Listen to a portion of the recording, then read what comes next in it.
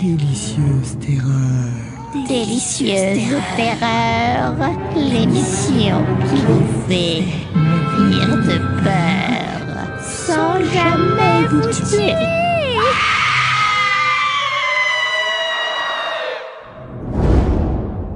Voici une histoire à écouter, écrite et racontée par Laurette.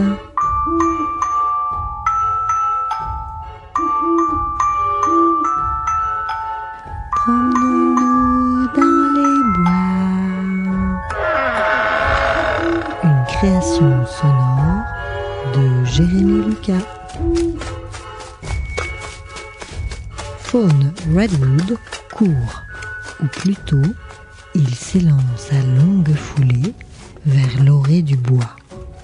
Et, à chaque nouvelle enjambée, il abandonne derrière lui les incertitudes et autres contrariétés auxquelles il devra faire face durant la journée de travail harassante qui l'attend. Il est 6 heures du matin et invariablement hiver comme été, il claque la porte de son pavillon de banlieue trop parfait et prend littéralement ses jambes à son cou. Pendant 55 minutes exactement, il abandonne sa femme Kirstine au fond du lit, délicatement bordée dans des draps de satin rose. Et durant ces 55 minutes précises, il se déleste de tous ses fardeaux dont Kirstine fait aussi partie. Au tréfonds du bois, il est libéré d'elle et de leur magnifique demeure chic, achetée sur plan une petite fortune et posée, comme l'indiquait le prospectus de vente, dans un écrin de verdure enchanteur. Oubliez également les 2 grosses voitures bien rangées sagement au garage. Envolé les traites du crédit immobilier, disparu le chien de Kirstine qu'il faut accompagner pour son pipi matinal. C'est Dieu merci elle qui s'en charge. C'est son moment. 55 minutes de solitude avec lui-même. Sans les bavardages interminables de sa chair et tendre, sans casque téléphonique vissé sur les oreilles, sans sollicitation perpétuelle de ses collaborateurs, sans réunion avec le directeur général insatiable, sans. Tout son corps se détend, tandis qu'il reprend contact avec lui-même au rythme de ses pieds. Il perçoit alors avec une acuité décuplée sa propre mécanique interne. D'abord son souffle et les battements de son cœur, ensuite chacune de ses articulations, puis le vent sur sa peau, le crissement des feuilles sous son poids, l'odeur de terre humide de rosée, le pépiment d'un oiseau, enfin la chaleur bienfaisante du lever de soleil. Il n'a pas peur de la solitude, bien au contraire. Il n'emporte avec lui que son trousseau de clés coincé dans sa chaussette et rattaché à sa cheville par une mince ficelle de corde un peu usée. Il se sent si léger. À mesure qu'il s'enfonce dans les bois, Fawn Redwood apprécie la présence plus dense des arbres qui offrent à ses yeux des jeux de lumière subtile parsemés d'ombres et de clairs-obscurs. Une fois, il s'est même trouvé nez à nez avec un cerf. Il a alors interrompu tout net sa trajectoire et attendu silencieux et interdit face au roi des animaux, impressionné par sa majesté naturelle. Le cervidé n'a pas chargé ni ne s'est enfui. Ils se sont observés de concert avec une curiosité presque placide, les yeux dans les yeux, à peine quelques secondes. Un court laps de temps qui a pourtant semblé à Fawn une éternité.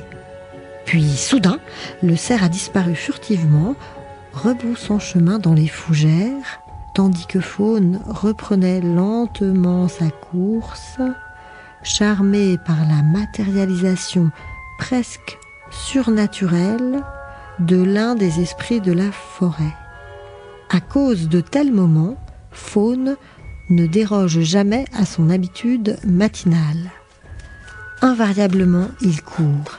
Il court sans jamais savoir exactement ce qu'il fuit ou cherche peut-être désespérément à atteindre. Il court. Et malgré l'insistance de Kirstine, il refuse d'être joignable durant cette parenthèse enchantée. Il s'échappe délibérément, oublieux de toute forme de technologie, sans téléphone mobile et sans le moindre GPS. Habité par une foi inébranlable en lui-même, en ses forces vives d'homme fringant de 45 ans, tout juste dans la fleur de l'âge. Ancien militaire de carrière dans sa première vie, il a appris à survivre avec peu de choses. En cas de drame, il croit avant tout aux entraînements réguliers et à une bonne connaissance du terrain. Ce matin-là, il est si confiant qu'il ne remarque rien. Pourtant, 3 ombres grises, agiles et silencieuses, tapis dans la végétation luxuriante, le pistent, avide dès sa première foulée. Emporté par le plaisir de la course, il ne prête pas attention aux discrets craquements pourtant inhabituels des branchages et des feuilles alentours. Il croit à des oiseaux ou à de petits mammifères matinaux comme lui.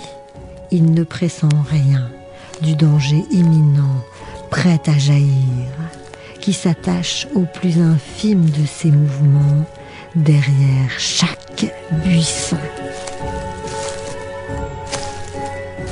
C'est à la 35e minute que la menace, jusque-là insidieuse, prend brutalement forme. Un bras solide l'agrippe au cou et lui presse la pomme d'Adam, tandis qu'une pluie de poings s'abat sur lui. Il suffoque de douleur, il étouffe.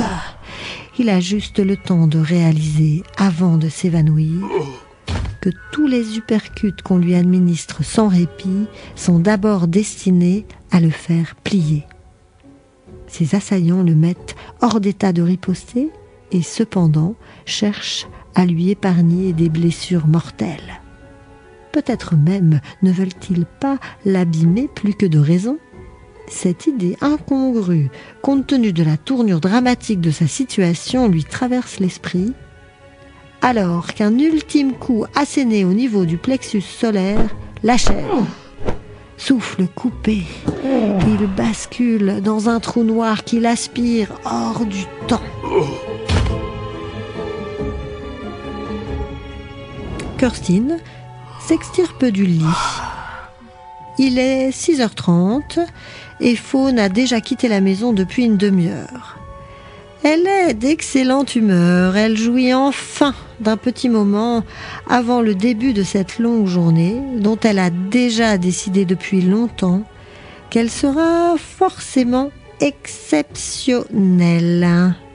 En l'absence de son cher mari, livrée à elle-même, elle s'adonne à de petits plaisirs défendus, légèrement incongrus, voire honteux. Plaisir dont elle n'a jamais divulgué la nature à Faune. Elle a 10 ans de plus que lui, et depuis qu'elle est parvenue à lui mettre le grappin dessus, elle s'ingénie désespérément à gommer cette différence d'âge, à l'aide de stratégies frisant parfois le ridicule. Ainsi, Faune ignore-t-il qu'elle boit son thé Earl Grey tous les matins en écoutant du Wagner au volume maximum de la chaîne IFI.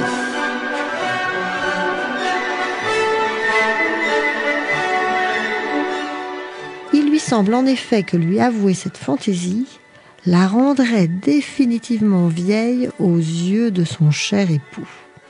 De même, pour lutter contre la prise de poids résultant d'une ménopause encore récente, elle émiette avec férocité les biscuits anglais pur beurre que Faune, triomphant, a l'habitude de lui rapporter en guise de présent au retour de chacun de ses voyages à Londres. Elle ne les mange jamais. Ces douceurs finissent invariablement dans la poubelle dès que Faune a le dos tourné. Wagner résonne, assourdissant dans toute la maison. et Kirstine, en déshabillé gros saumon de satin et de dentelle, exulte.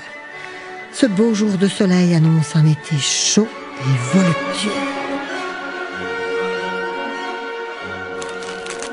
Elle s'empare du paquet de biscuits dont l'emballage est estampillé du sceau d'un luxueux magasin londonien. Machinalement, elle en prélève 2 spécimens qu'elle réduit méchamment en poussière en quelques secondes. Sur la table de la cuisine, il y a maintenant un petit amas de miettes. Contrairement à son habitude, Kirstine ne prend même pas la peine de le vider dans la poubelle. Wagner hurle de plus belle.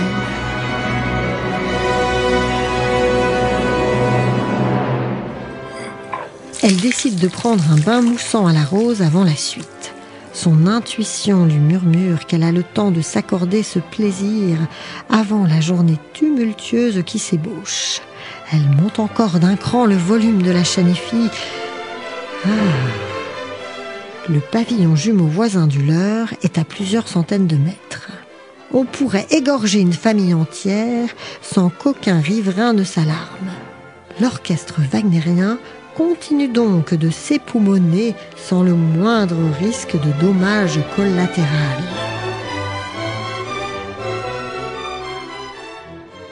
Sur l'écran, Ariel Lépervier, la présentatrice vedette du journal régional, professe.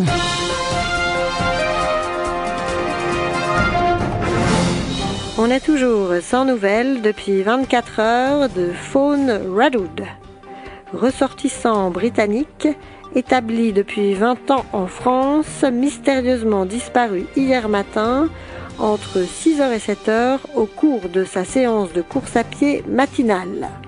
La police, après moult recherches, émet l'hypothèse d'une disparition inquiétante. À ce jour, après des fouilles minutieuses du bois au loup, les effets personnels de M. Redwood ont été retrouvés et identifiés. Il s'agit d'un pantalon de sport rouge, d'un t-shirt rouge, d'une paire de chaussettes rouges, d'une paire de tennis rouges de pointure 45 et d'un trousseau de clés de son domicile. Mais rejoignons maintenant sur place notre correspondant Samuel Chen en direct de la conférence de presse au cours de laquelle les enquêteurs et la femme du disparu doivent s'exprimer d'un instant à l'autre. Kirstine Wolf apparaît enveloppée dans un tailleur Chanel rose tendre qui lui sied à ravir, le visage délicatement rougi par les larmes, la bouche tremblotante d'émotion, battant des cils, tandis qu'elle s'adresse à la caméra. « Qui que vous soyez, rendez-moi mon mari, rendez-moi Fawn. C'est un homme courageux, ne lui faites aucun mal. Fawn, reviens !» Et dans un ultime sanglot,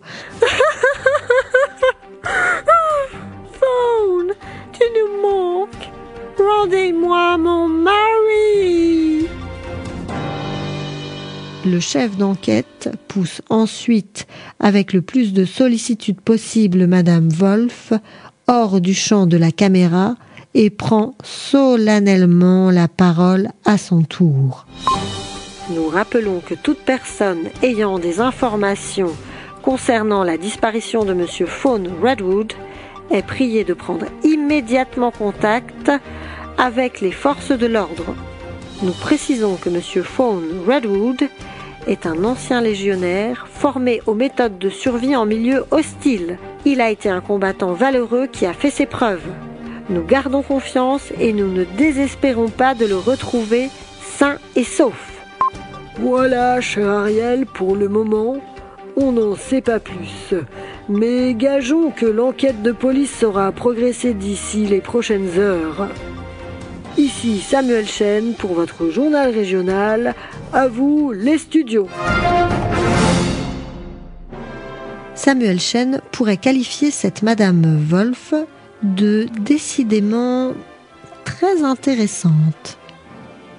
Très intéressante signifie en termes plus précis qu'elle lui plaît. Elle lui a tout simplement tapé dans l'œil pendant la conférence de presse. Il trouve fort appétissante cette blonde peroxydée, légèrement hystérique. Elle possède de plus un tour de poitrine qui ne passe pas inaperçu. Et un je ne sais quoi de faussement bien élevé qui l'amuse. Son instinct de journaliste lui siffle immédiatement entre les oreilles qu'il y a là quelque part un fil à tirer. Et pourquoi pas plus si affinité. Samuel Chen a 57 ans et passé l'âge de s'embarrasser d'une quelconque forme de morale. Il a traîné ses guêtres sur l'ensemble du terroir, aux 4 coins des bleds les plus enclavés. À cette époque, il œuvrait comme pigiste au Grand Quotidien. La feuille de chou locale, dont le tirage présente encore un excellent score et qui n'a donc plus à faire ses preuves. Samuel Chen non plus. Il a depuis longtemps appris que les apparences sont souvent trompeuses et il se demande bien quel genre de femme se cache derrière l'apparente fragilité de cette Kerstin Wolf. Autant dire que son carnet d'adresses est fort conséquent et qu'il est aisé de faire main basse sur le numéro de téléphone personnel de la jolie veuve, enfin, pour l'instant, de l'épouse éplorée et de tout ce que contient son tailleur pastel, dernier crime.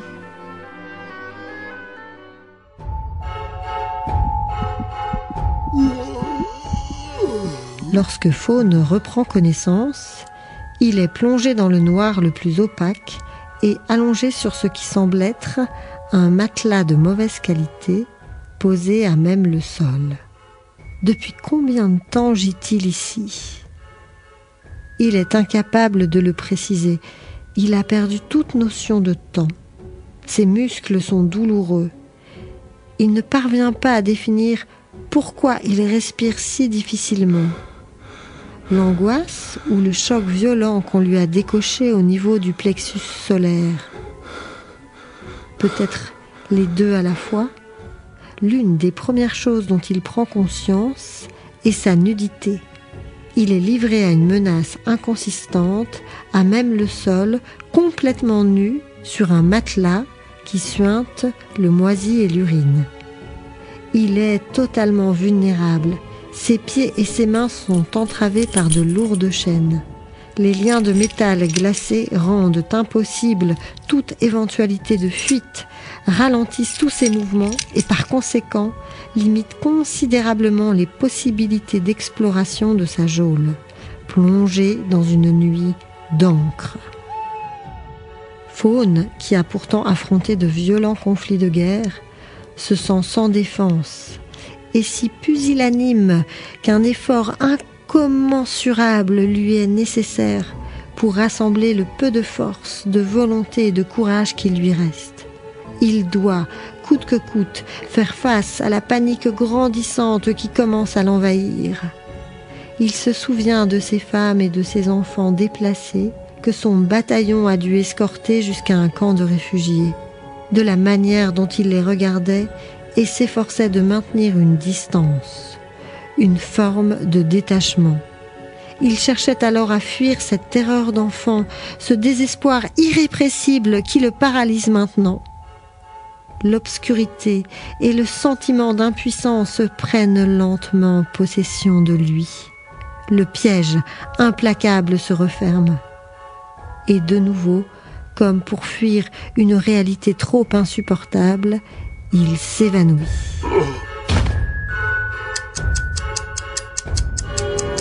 5 jours que Faune s'est volatilisé. Kerstin est exsangue mais soulagée.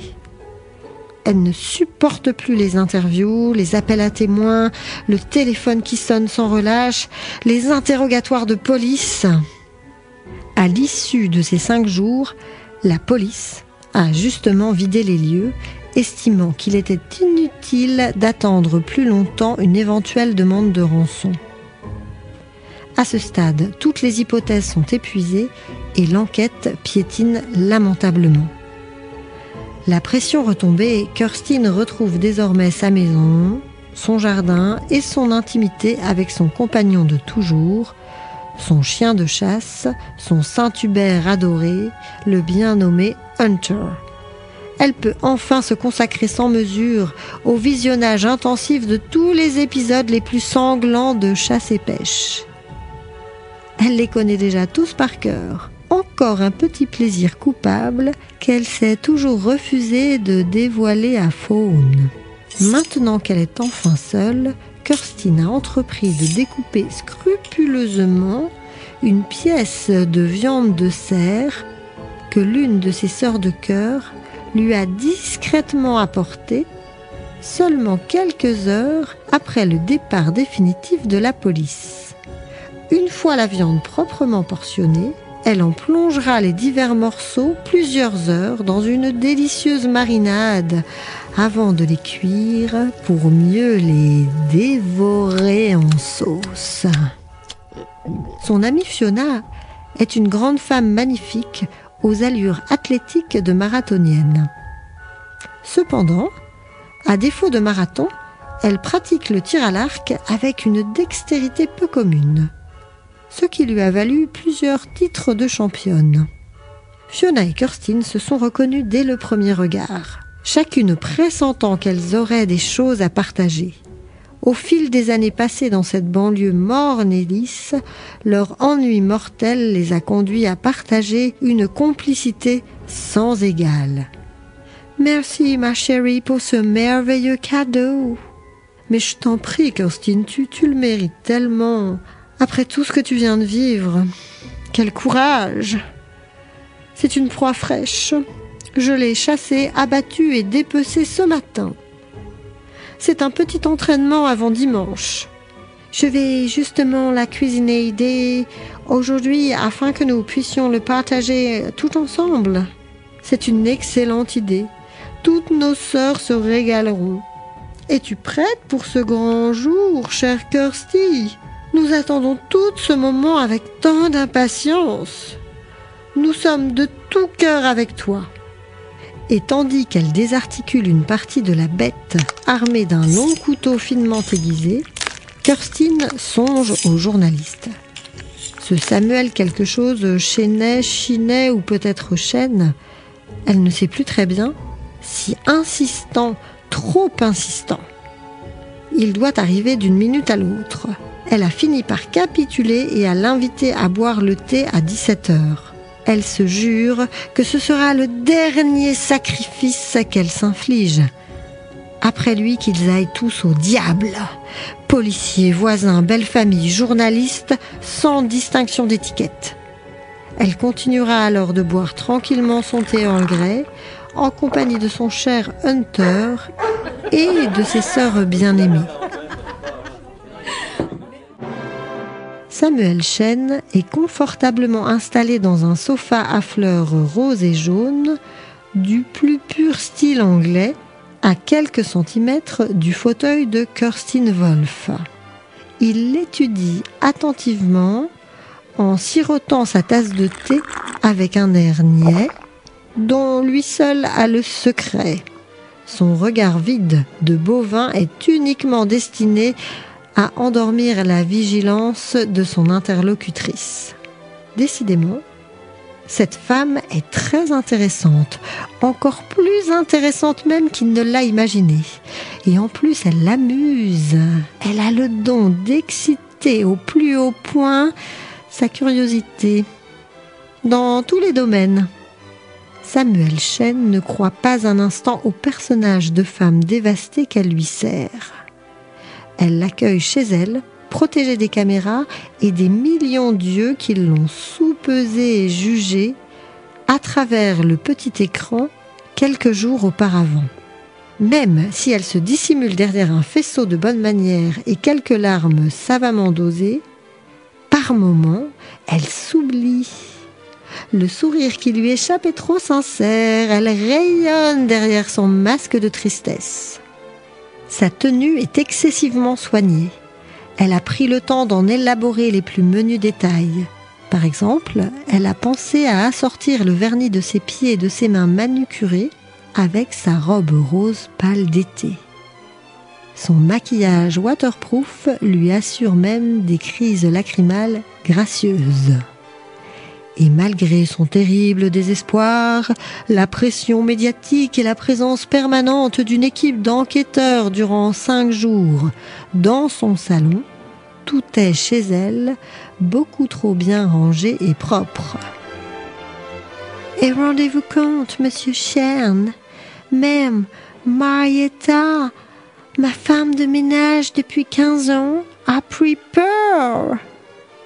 Elle ne vient plus travailler depuis 7 semaines. C'est pourtant la perle des femmes de ménage. Si tu savais comme je m'en fous de ta perle de femme de ménage. Soliloque Samuel Chen en perdant ses yeux dans l'océan de son décolleté.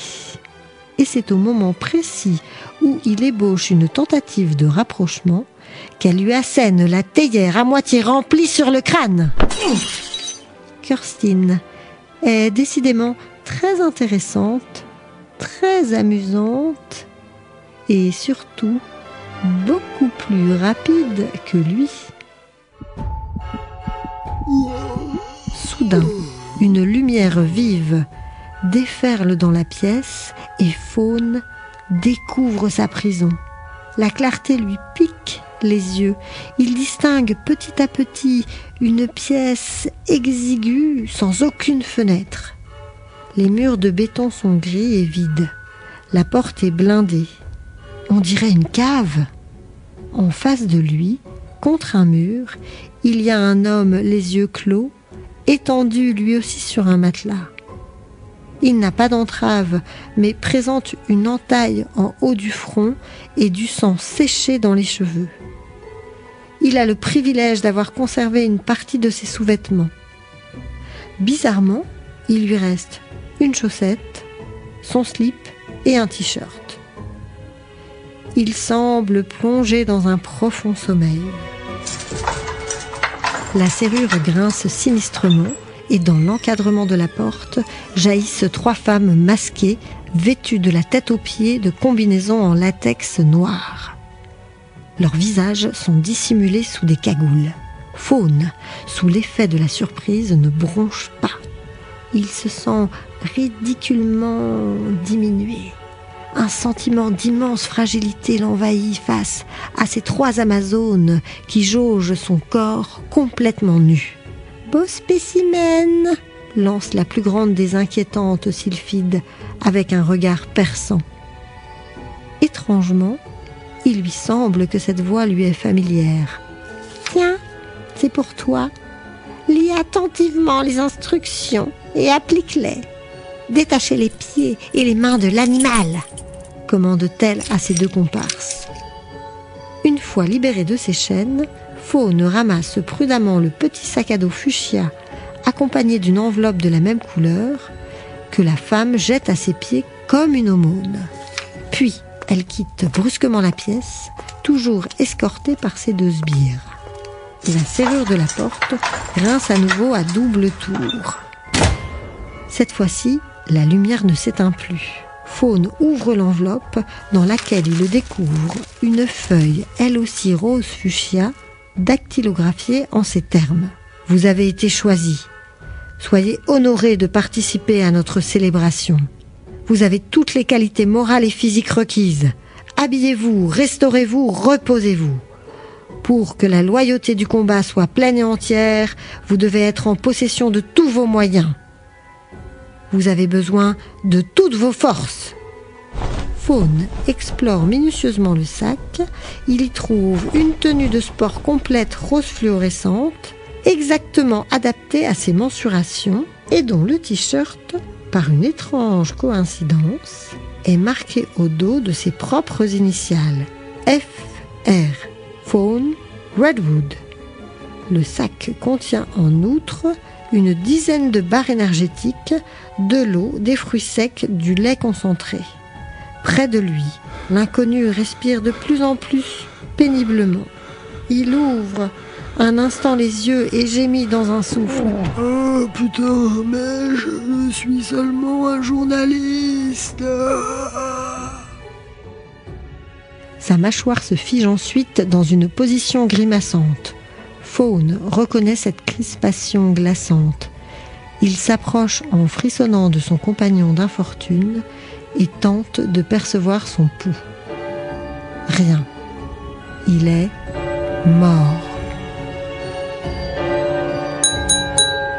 Mesdemoiselles, mesdames, je suis fière d'avoir été désignée comme maîtresse de cérémonie. Cette année, nous bénéficions d'un gibier de qualité supérieure. Le jeu n'en sera donc que plus passionnant. Je vous rappelle que toutes les armes à feu sont interdites. L'usage des arbalètes, des arcs et des armes blanches est réglementé. Et vous n'aurez droit qu'à 3 points d'impact par participante. Durant les premières heures de la traque, nous vous invitons à ne pas viser les organes vitaux de la proie afin de prolonger le plaisir le plus longtemps possible. Enfin, j'insiste sur le respect strict des horaires afin d'éviter toutes sortes de problèmes avec les autorités. Nous débutons donc notre grand jeu dans quelques minutes à 23h35 et il s'achèvera demain matin à 6h précises. Après les festivités, vous êtes toutes conviées chez notre sœur Kirstine pour un banquet final à 13h. Bonne chasse à toutes et que la meilleure gagne! Les applaudissements fusent autour de Fiona. Mais l'attention de la petite dizaine de femmes jeunes mais aussi d'âge plus mûr qui l'entourent est vite détournée par l'arrivée de l'animal.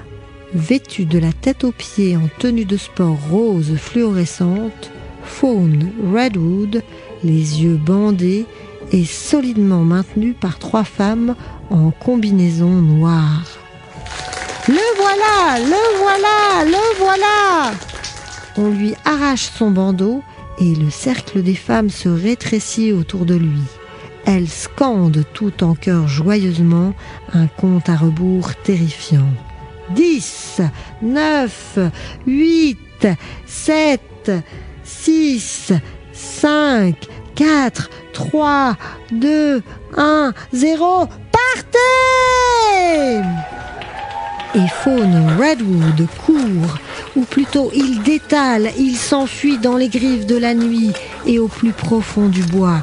Il court et il sait désespérément ce qu'il fuit. Il tente d'échapper à une horde redoutable de femmes qui jouent à le tuer et poussent des hurlements sauvages. Il court. Et maintenant, chers auditeurs, en attendant la prochaine fois, continuez de trembler. Nous adressons nos salutations les plus noires.